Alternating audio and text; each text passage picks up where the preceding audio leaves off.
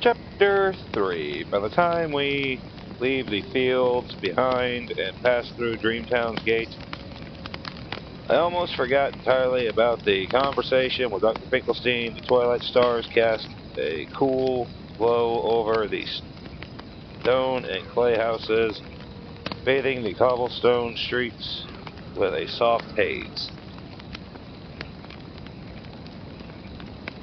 There we go.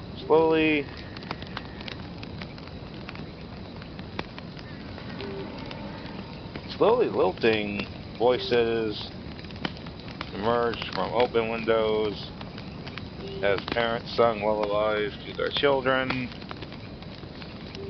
A pair of teenage girls in matching-sized pajamas strolled hand in hand along the row of stores and yawned on their drowsy faces.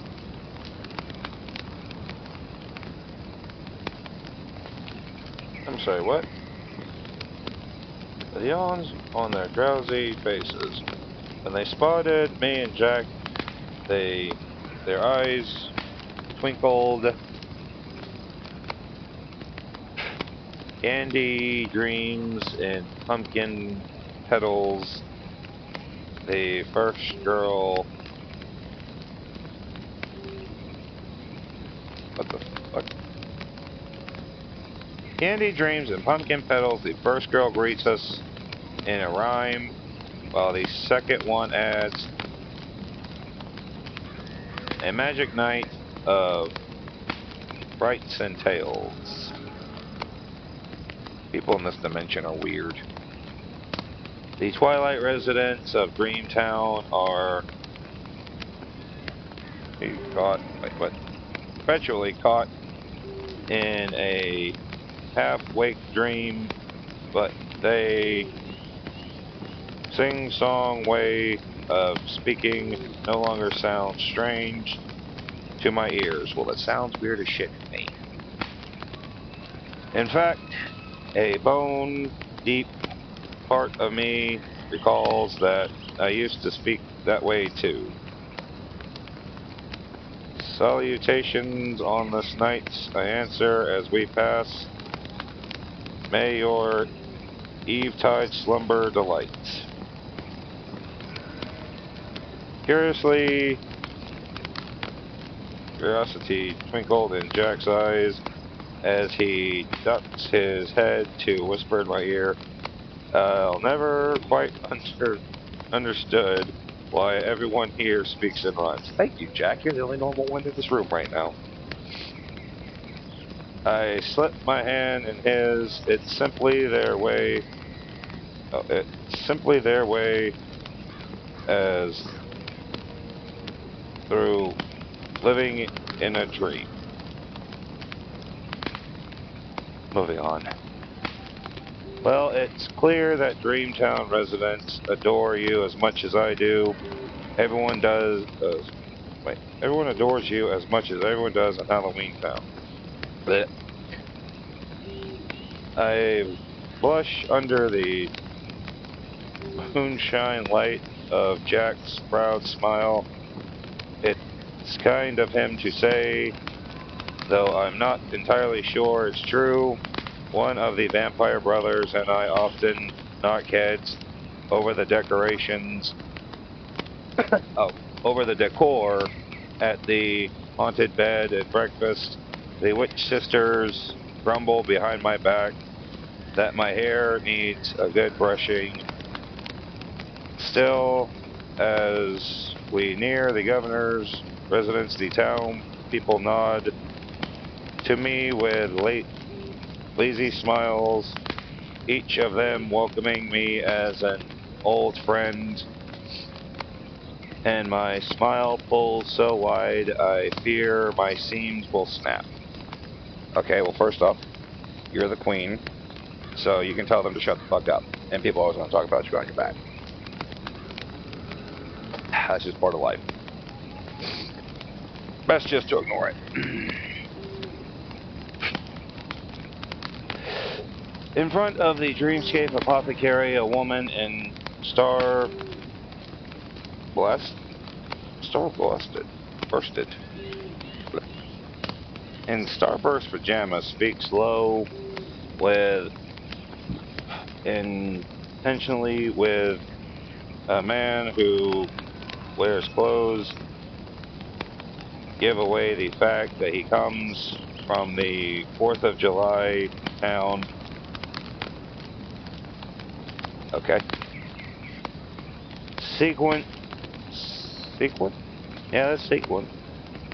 Sequined blue pants and white shirt with a bright red star. Look, Jack, I whisper with a nudge to his ribs. A visitor from another holiday town. A year ago, Dreamtown was completely closed off from the other realms. My brain just completely shut off there for a second. Their doorway in the enchanted grove was overgrown with vines, and their town's gate remained barred. It wasn't until I tumbled down a passageway that I accidentally opened the connection between our worlds. With Jack's support, that link has spread like a spider web to connect every holiday world and ancient realm.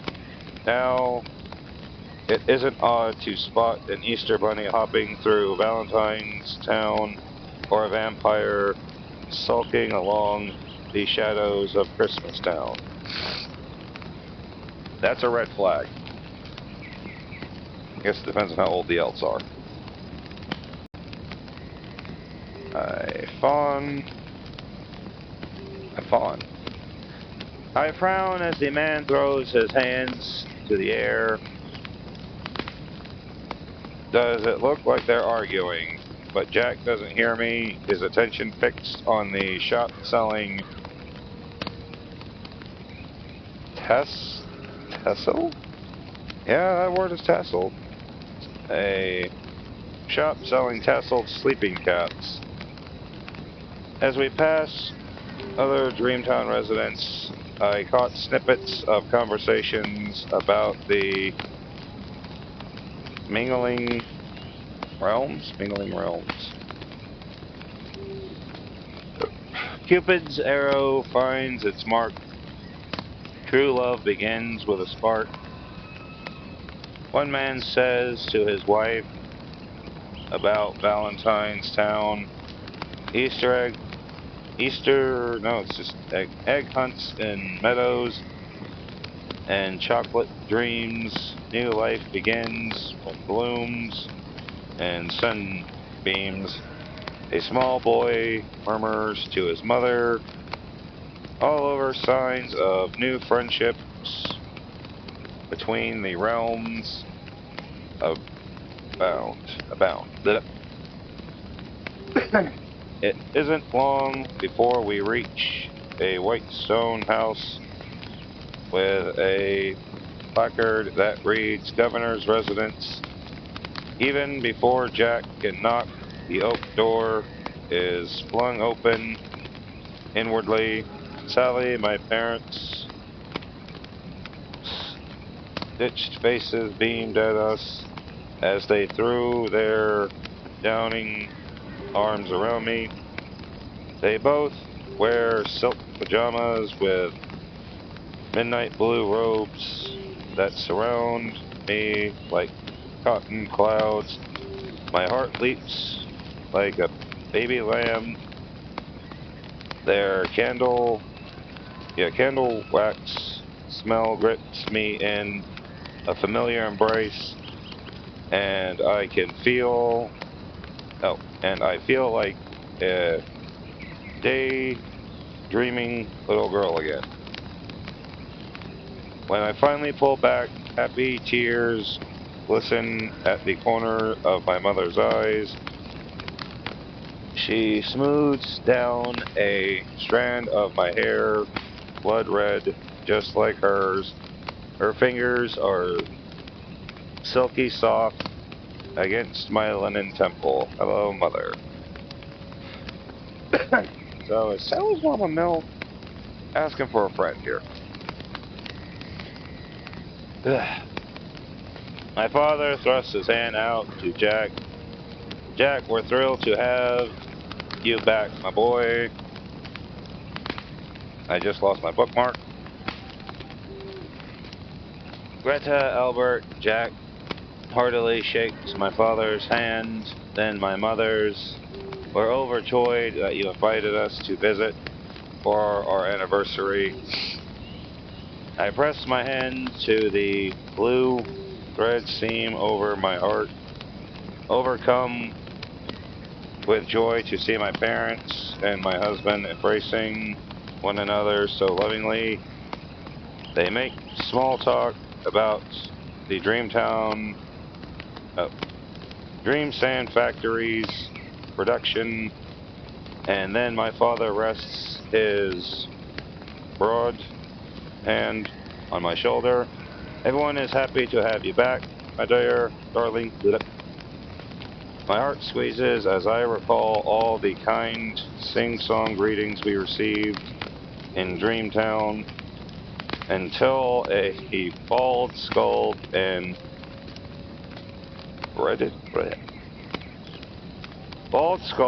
beady black spectacles creep back into my mind's eye. She better not be talking about me. My father is wrong. Not everyone is happy about our visit. You don't know where you belong, Sally. You'll always be lost. But Dr. Finkelstein's foreboding words vanish like a puff of smoke when my mother sweeps me inside with an arm around my waist and chatters about the feast she's helped prepare for our anniversary celebration.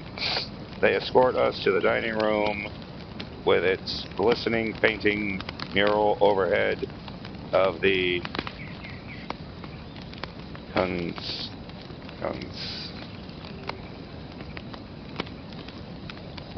constellations against a navy night sky. The aroma of baked goods tickles my nose and makes my mouth water. We take our seats, Jack and I on one side and my parents on the other, and catch up with one another over a row of flickering candles as my father proudly pours bubbling champagne into crystal flasks.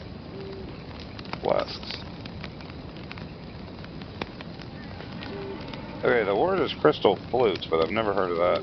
I've heard of crystal flasks, not flutes. To Sally and Jack, he says, raising his glass, our darling girl and boy, and 1 year's time of joy. May your love, like sleep, be restful and deep, and your dreams be the promise your hearts keep. Happy anniversary. Please, no more rhymes. We all lift our glasses in a toast as mine clanks with Jack's. Our eyes meet, and I feel myself falling in love with my dashing pumpkin king all over again.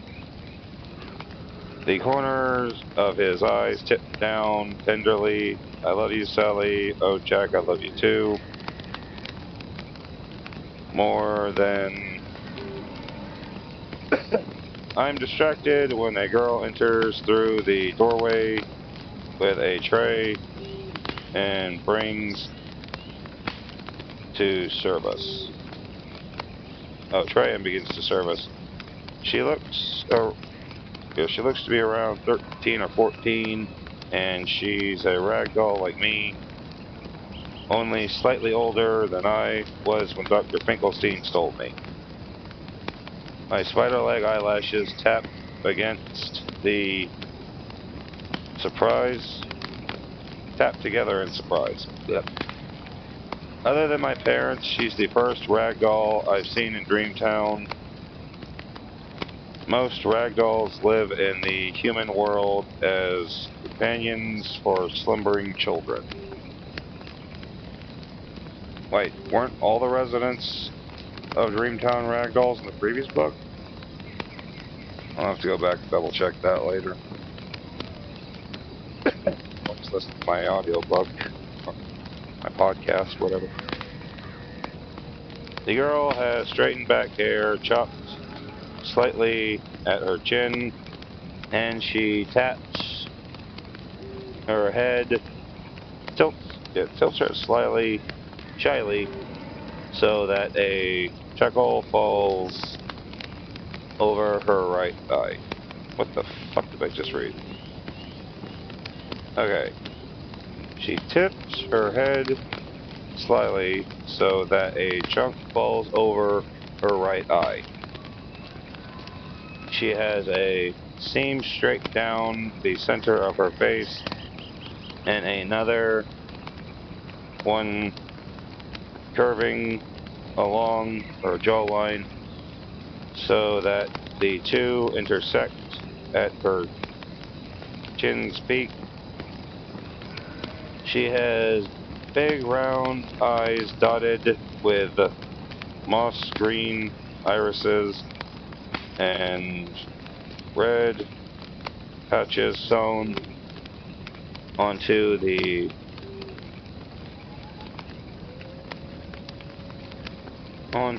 apples of her cheeks. Her checkered pajamas are oversized enough that the sleeves dangle low on her hands. After she serves us sandwiches cut into crescent moon shapes, my mother says, "Thank you, Luna. Those look scrumptious." The girl smiles shyly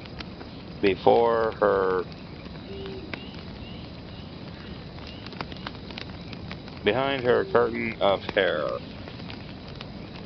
"Sally, Jack, this is Luna Slumberly," my mother says. She volunteered to serve dinner tonight so that we can chat.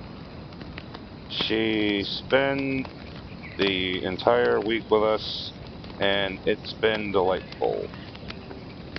My father added, Luna won a lullaby writing contest, and for her prize, she asked to shadow us to observe how Dreamtown is governed. Red flag. How lovely, I exclaimed. Can we hear the winning rhyme? The red patches sewn on Luna's cheeks darken. She clears her throat before quickly reciting,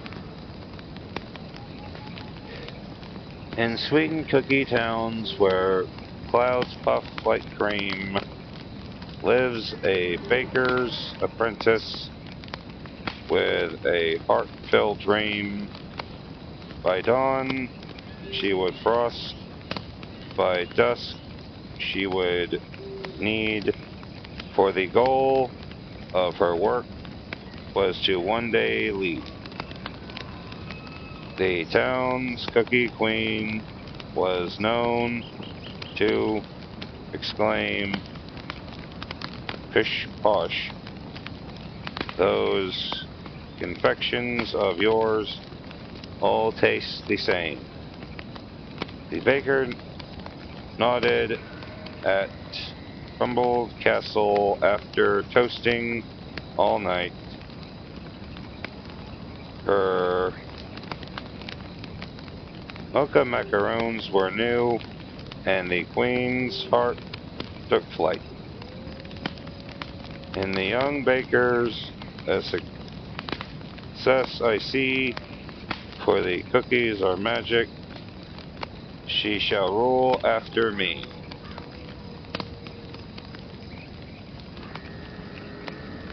Probably looking into that, but that's kind of a red flag for me. We all clapped and Jack even whistled. Beams with pride, Greta said, "It's no wonder Luna has a talent with words. Her parents are Dreamtown's most famous authors for bedtime stories. They've written half the tomes in the library, a lullaby library, I dare say." Didn't say it. Luna fiddled with a strand of her black yarn hair. Eyes skirting to the corner. I'm sure you would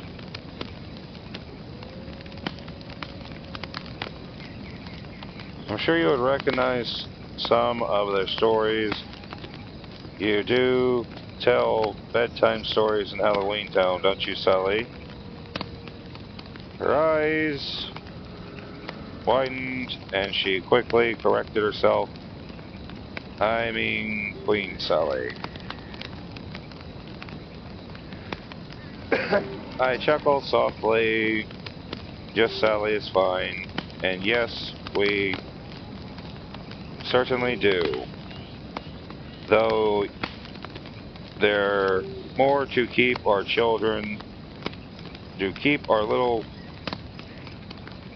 ghouls and goblins awake all night in terror than illicit sleep. Luna's eyes snapped to mine, filled with wonder. Goodness. My father smoothed his hand down his pajamas. Wait a minute. My father smooths a hand down his pajama lapels. Okay. We all accept Luna to follow in her parents' footsteps, writing some of the top bedtime stories to ever come out of Dreamtown. I note how under all this praise, Luna shifts her attention back to the served sandwiches. It can't be easy to live in the shadow of famous authors.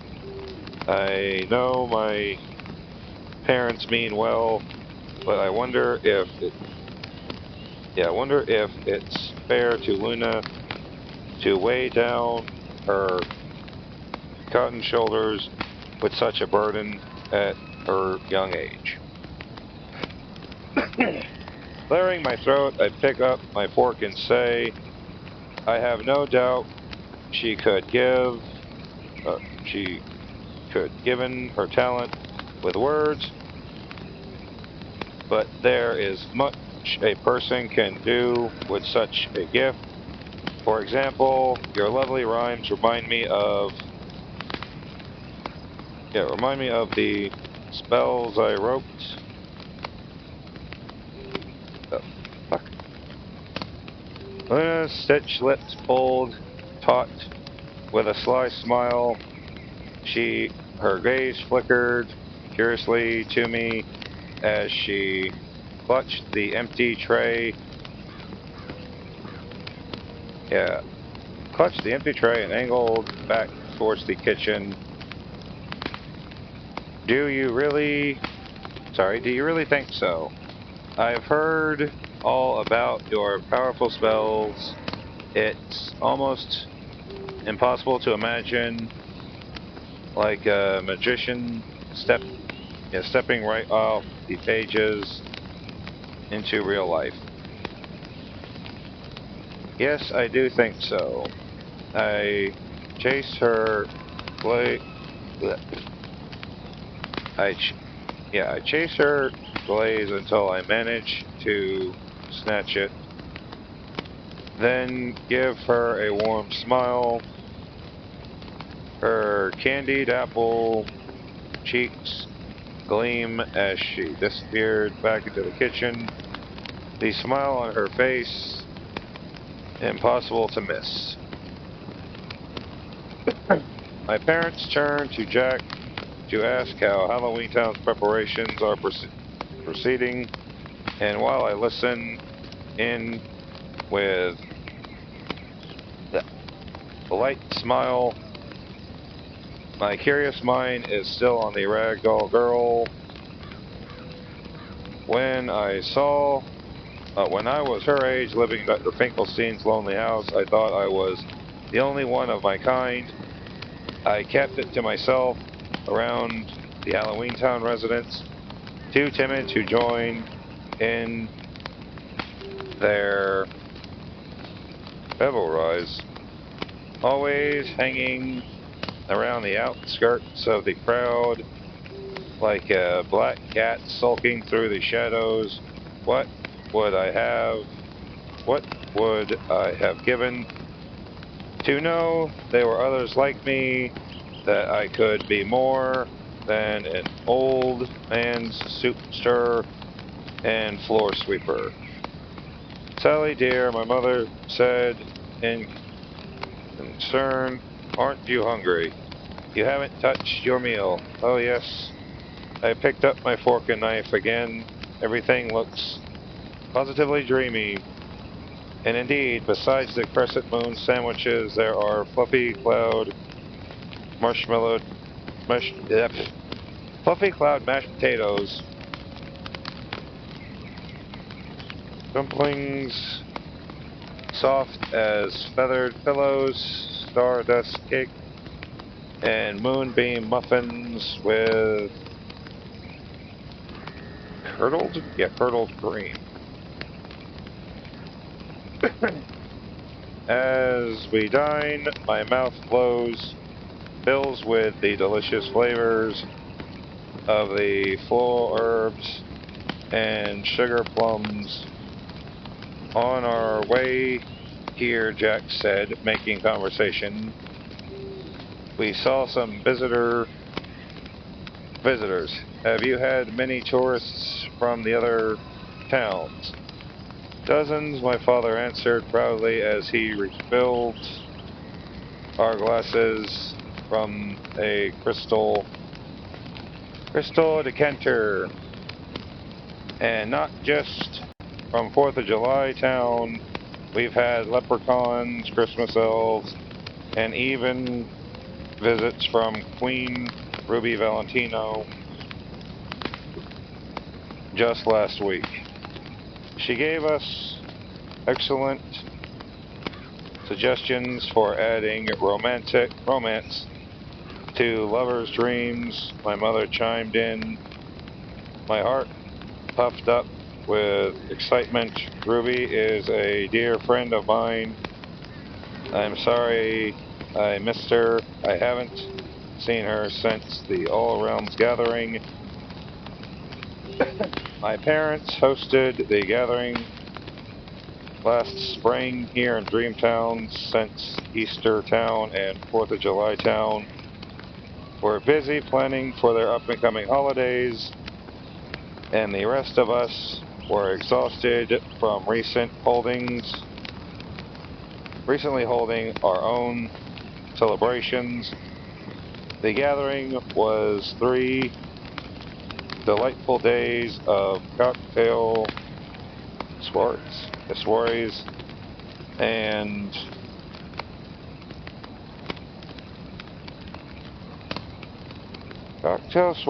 luncheons as we discussed our interactions with the human world, the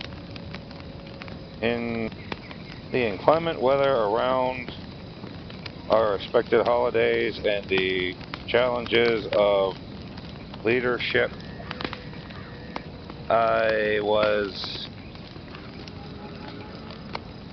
able to catch up with my old friend Sandy Claus and Ruby Valentino, as well as introducing myself to the other towns' rulers.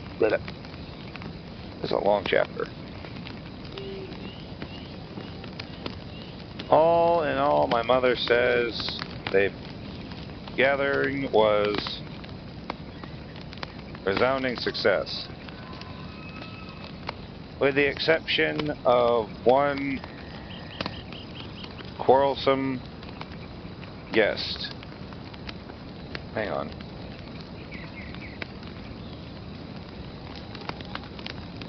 Yeah, right, it's quarrelsome guest, Jack murmurs with a slight grimace. Jack, I started softly shaking my head. He set his skeleton fists on the dinner table. The Tooth Fairy is never welcome at another gathering after what she said to Sally. Okay, now I'm curious. I place my hand over his. I'll handle it. It's over. Jack, as always, struggled to let go of past slights. It's one of the few thorns besides us in an otherwise blossoming marriage. And the incident with the Tooth Fairy, well, that was certainly rememberable. We discovered the door to Tooth Town shortly after last Halloween, but were warned by Ruby Valentino that its ruler was something of a trickster, best left alone. My parents, however, were more big-hearted with the Tooth Fairy. Dream Town and Tooth Town had shared a friendship centuries ago, as both dealt with slumbering children in the human world. Because of that past, they convinced me to invite her to the All Realms gathering. All seemed well until she cornered me at the snack table, fluttering her sparkling wings in my face, and threatened to pull my molars of Halloween Town. Pull out my molars. What the fuck? Okay, I misread it. Pull out my molars if Halloween Town didn't stop rotting children's teeth with candy. Jack was ready to banish her from the gathering immediately, but I managed to talk him down and merely did my best to avoid her until she left. Yes, that was unpleasant. My mother's cotton face paled.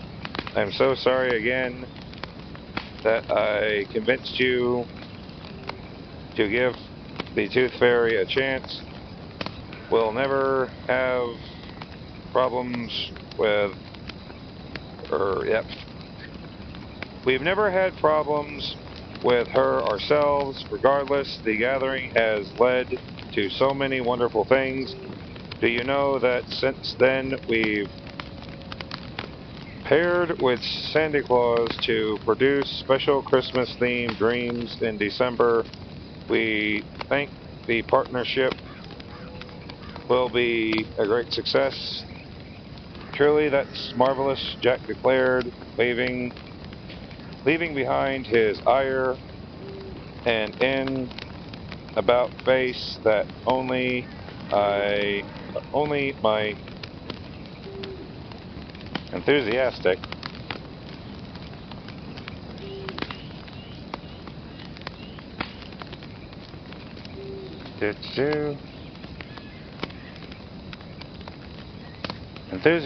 husband can manage. Perhaps our two towns could collaborate or do nightmare initiative. Our new nightmare initiative. We are hoping to deliver the most bone-chilling scares in the lead up to Halloween and your dreams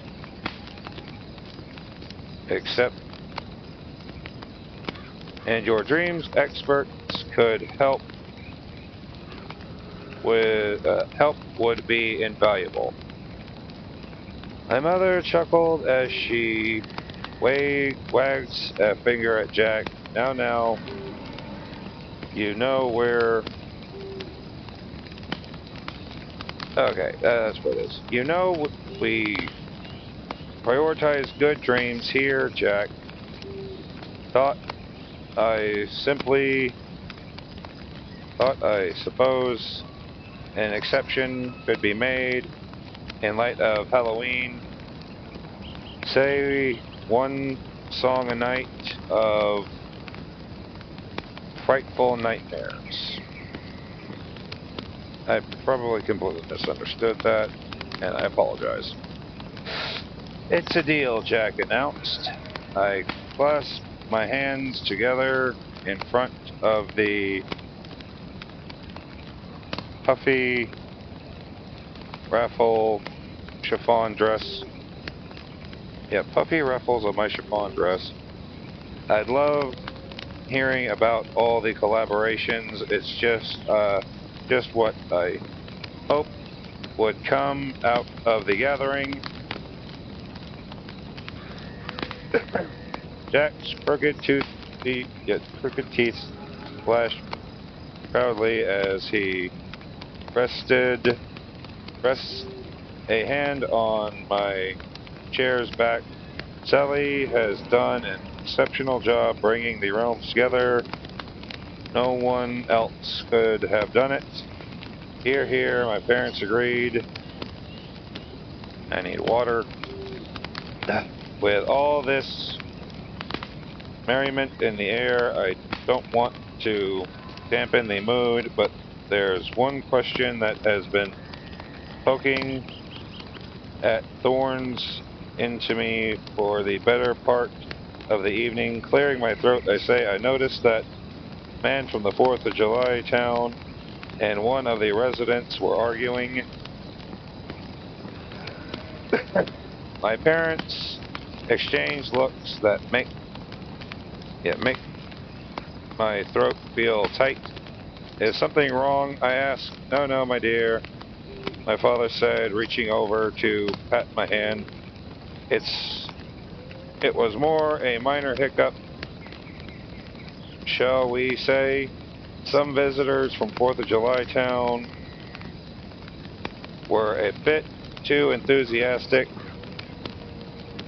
in setting off a friendly fireworks display last night in the lavender fields, and in short, it woke up all the sleepers, and you know how people get when they haven't slept a bit grumpy. I don't know what sleep is, so I wouldn't know. I'm always tired. My hand flies to my mouth. Oh dear, it was a misunderstanding, my mother said quickly, reassuring me. Such things are to be expected when different groups of people mingle.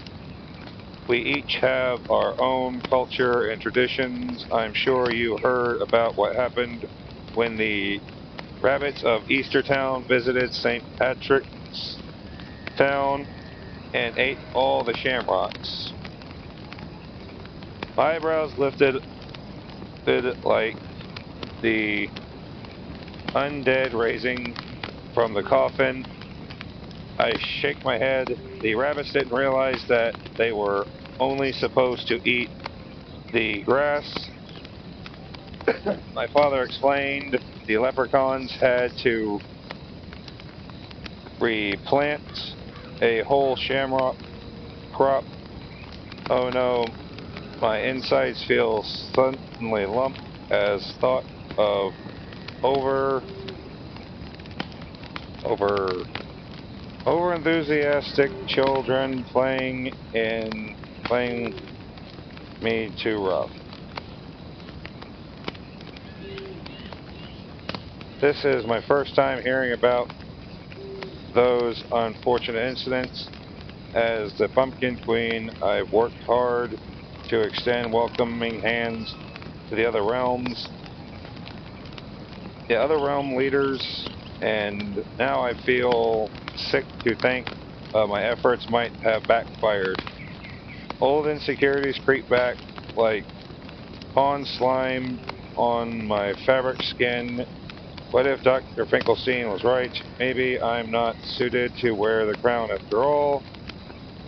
Haven't I made a mess of everything? My fears are interrupted when Luna returns with a tray of pillow-shaped cookies with icing tassels. Peeking out from behind her curtain of hair, she throws a timid glance my way, button eyes gleaming in a with admiration.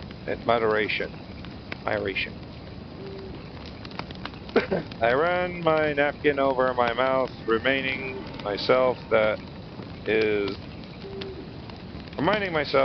rude to get lost in my own thoughts while in public. One ragdoll to another, I don't want to set a poor example. I can't help feeling a connection with Luna beyond just being a ragdoll. Both of us are quiet, bookish daydreamers, but whereas I grew up as a friendless and lone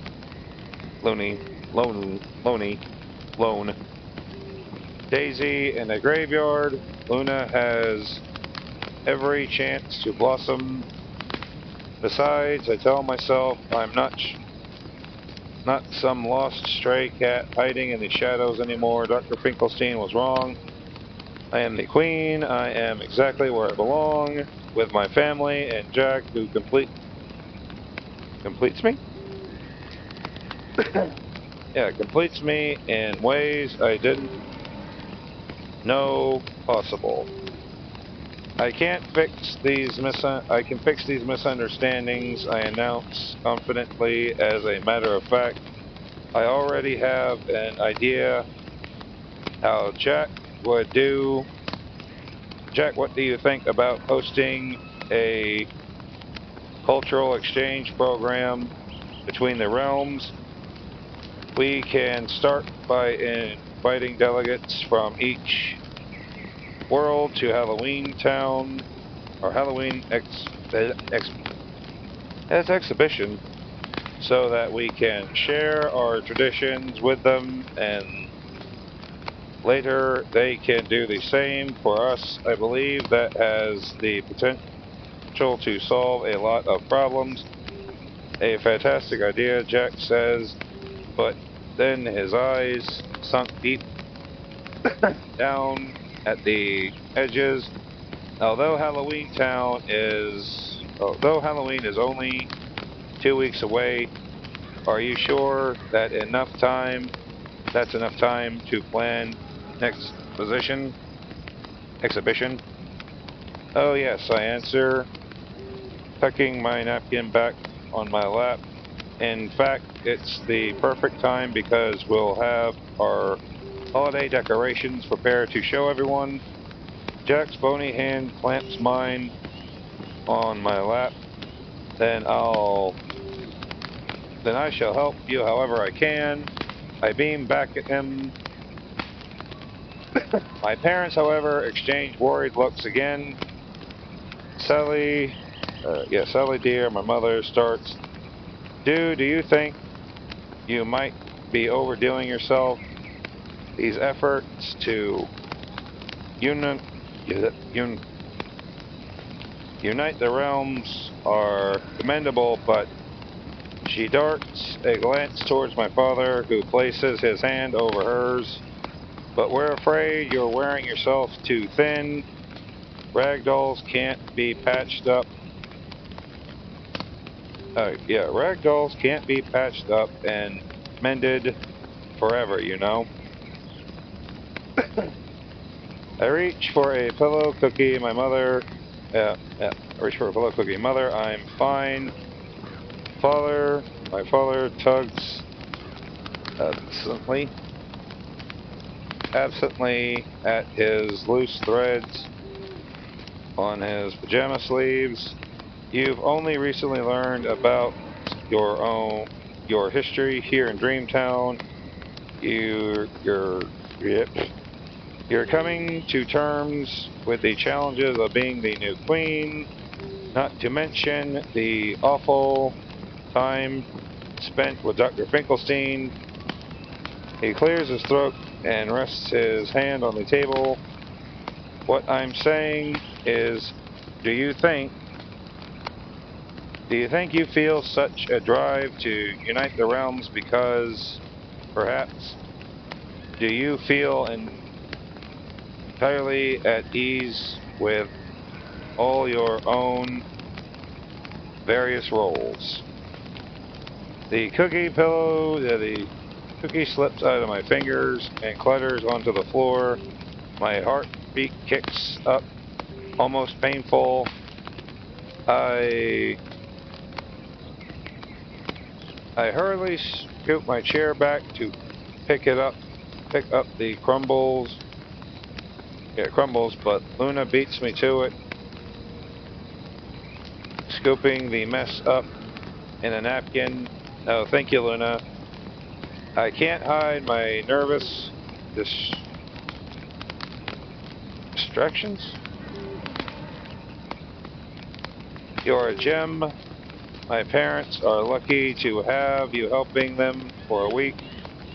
Blushing, she tucks a strand of hair behind her fluffy fabric ears before heading back to the kitchen. I sit ramrod straight as I struggle to bring myself to face my parents, my fingers trembling slightly where I have them hidden in my lap.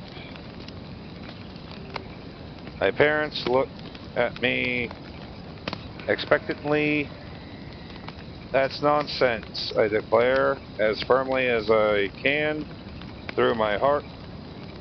Though my heart is knocking against my fabric ribs, I can do the exhibition. I can do whatever needs to be done.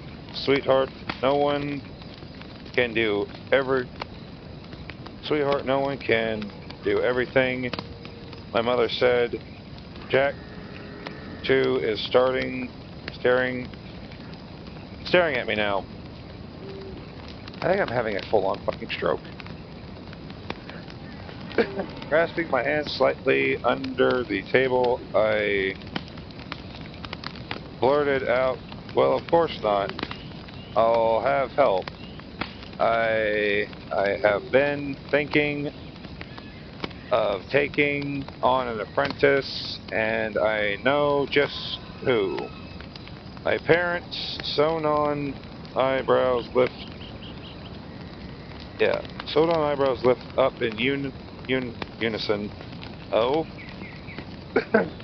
At the same moment, Luna stepped out from the kitchen to fill our glasses, and I say, Luna, how would you like to come to Halloween Town and shadow me as you've done with my parents? I could use help setting up exhibition, and you'll learn spellcraft in the process. Luna set down the water pitcher looking as pale as a specter. One of her slippered feet taps anxiously on the hardwood floor. Oh, I can't possibly, she stutters. My family only writes about adventures. We don't go on them. I tilt my head. Couldn't that change? Luna's lips fell open, frozen in place like a ragdoll toy in the human world. Cheeks darkened. She sputters. I would love that more than anything, Sally, but I have my studies here at the bedtime stories. Yeah. bedtime story course, lullaby lessons, volunteering in the library. My parents only allow me to shadow the governors so I could better write about leadership in bedtime stories. Greta offered softly, I can send a letter to your parents, Luna. I'll make sure it's okay with them and assure them you'll be in good hands. I'll agree that you'll gather even more experience to draw from in your writings, or better yet, I'll send a daydreamer. Well, we'll get a faster response that way. This is a long chapter. Holy shit. Luna's lips pressed closed. She blinked. She blinked, then blinks again. I'm afraid another excuse will stutter off her lips, but she steals her courage and, for the first time since I met her, tucked her hair behind one ear to reveal her full smile, as wide as the grinning moon. It would be my dream come true, Queen Sully. After supper, my parents take Jack to the observatory to show him their telescope. Luna hurries home to speak with her parents about the proposal, and I take a moment to slip back into my old bedroom, surrounded by my old books and Tinker's trinkets. I have always felt at peace in the space, my jewelry box set on the dresser, playing a sweet tune while a tiny ballerina spins. I hum along to the jewelry box melody as I sink into bed, soothing my hands over my silk sheets. Their faint scent of willow wood takes me back to when I was a tiny thing, gazing out the window each night to wish upon a star. Even as a teenager, peering out of a different window into a different world, I would still wish upon stars, mostly about the handsome skeleton who strolled alone in the cemetery when he thought no one was watching, in a pinstripe suit with batwing tie. He cut such a dashing figure, his scares gave me the most delicious shivers, but I met Jack. I believed everything Dr. Finkelstein, before I met Jack, I believed everything Dr. Finkelstein told me about being made to care for others. But after marrying and meeting my real parents, I know that Dr. Finkelstein's words were nothing but lies. He was manipulating me as deftly as he controlled the experiments in his laboratory. Still, even though I knew better now than to believe a word out of his mouth, the, the decades of his poison has infused into my stuffing, my cloth skin, and my string hair. It's the kind of poison that can't be purged with elderberry toxin. The only cure is time. A muffled knock brings me back to the present. My father creaks open the door holding a wooden box with a star-shaped keyhole. Sally, may I come in? Of course, I patted the mattress beside me, and the springs slide softly under the cotton weight. He rests a hand on the box. Your mother found this in the attic. We've been afraid. We were looking. We'd been afraid where they were long lost. We thought they should belong to you. He passed the box to me, and curiously, I twisted the tiny key to lift the lid.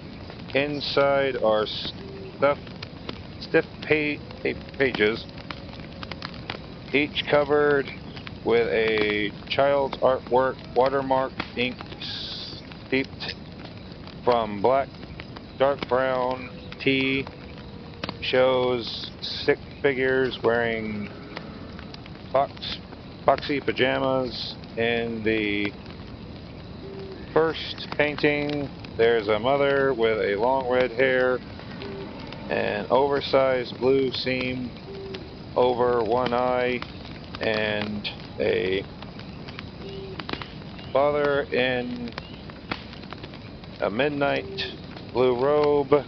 Between them stands a small ragdoll child with a triangle for a nightgown. Her hair scarlet, just like her mother's. My lips part into an O as I stiffen.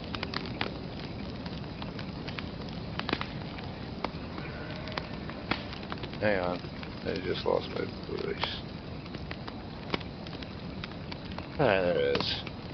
My lips part into an O as I sift through the other paintings. There's one of a Luna moth perched on the ragdoll girl's hand, another of the girl twirling in lavender fields, one of the ragdoll family picnicking on a patchwork quilt on the riverbank. You painted these as a child before you disappeared, my father said, a hitch in his voice. I shuffle through the paintings. I feel like I've fallen into a dream. Memories dust themselves off until they're as crystal clear as the witch sisters' soothing cauldron, scrying cauldron, whatever. It's hard to believe, but once upon a time, I was so loved that I took it for granted that I belong here. I was a happy girl with a sunlit smile. Thank you for these, Dad, I say thoughtfully. I hand to the seam that runs down my heart.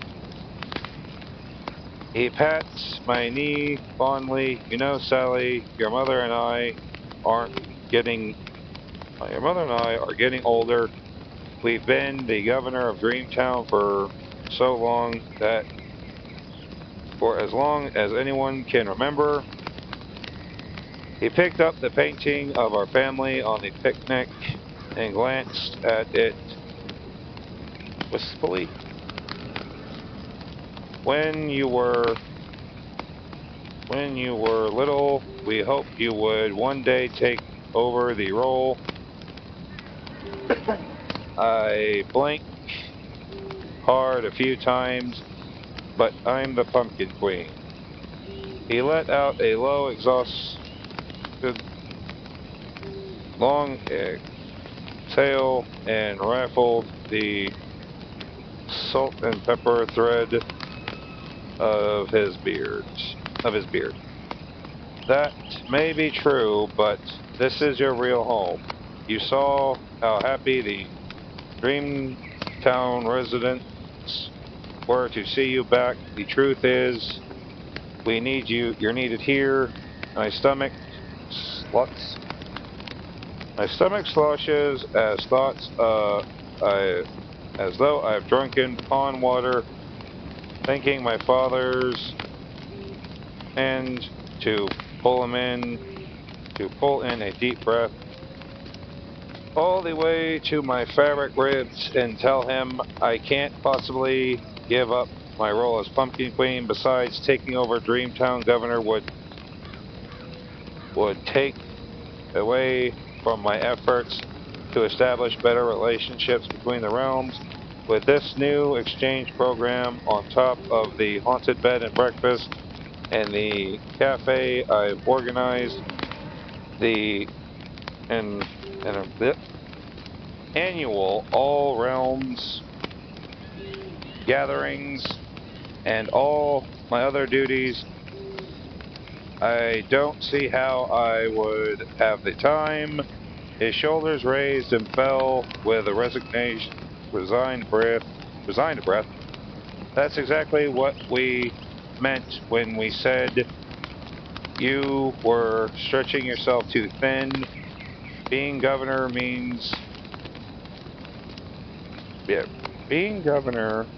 might bring you focus only one role, only one town. Maybe that's would be best for you. I know the inside of my cotton cheek, not sure how to answer. I am honored that my parents trust me enough to take on their job when they retire. So how can I refuse?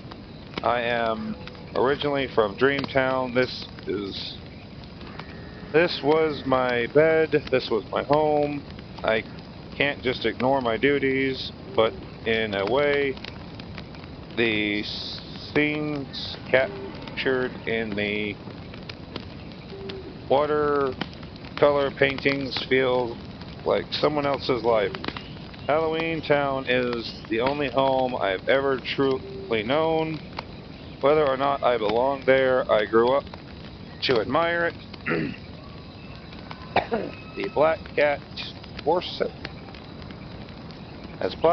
chorus of midnight wails, the silver glow of the full moon, the scent of fire roasted pumpkin soup on the autumn breeze. I used to sit at the brewered window in Dr. Finkelstein's house and watch the townsfolk like they were characters in my own little macabre little dollhouse. The mayor wheeling around in his hearse, the trio musicians playing a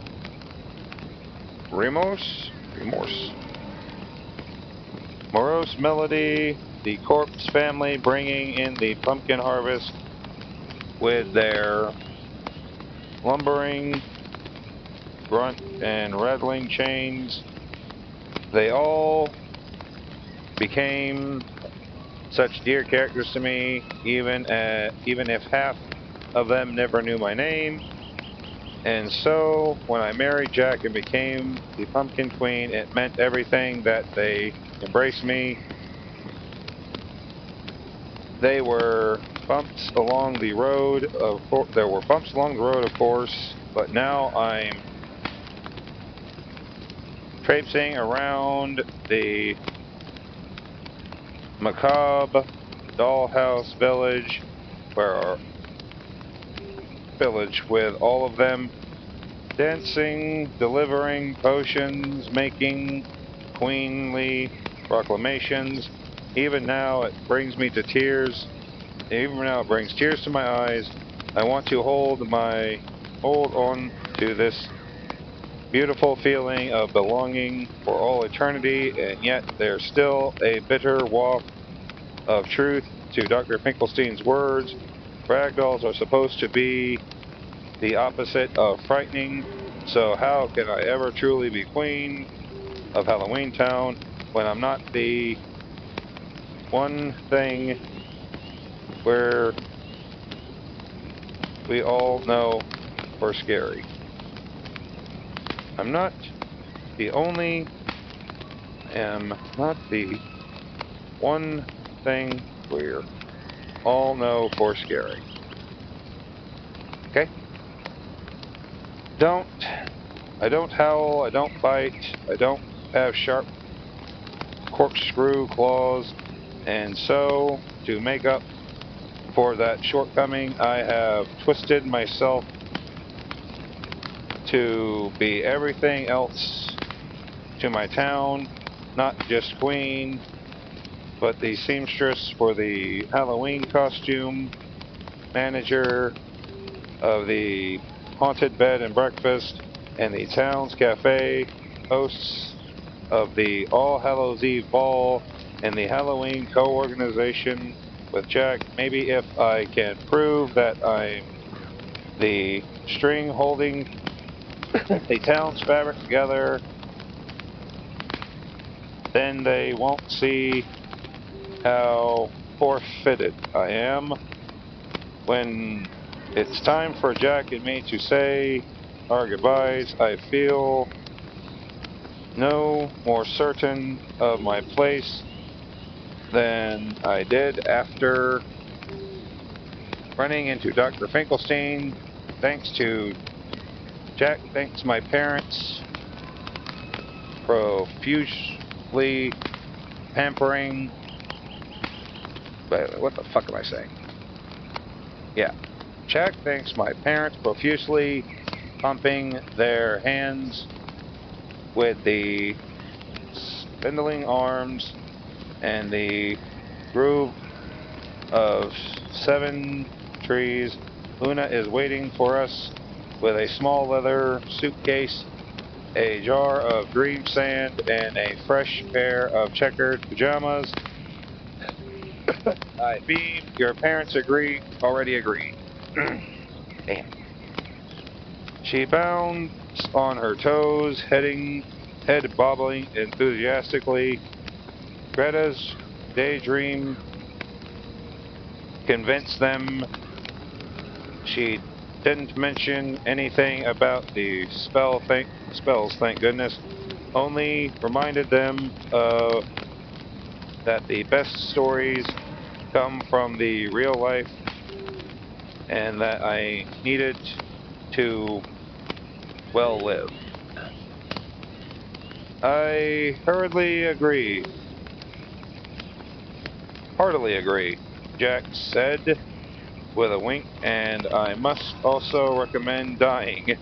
I've done so a few times now and could certainly tell you some stories.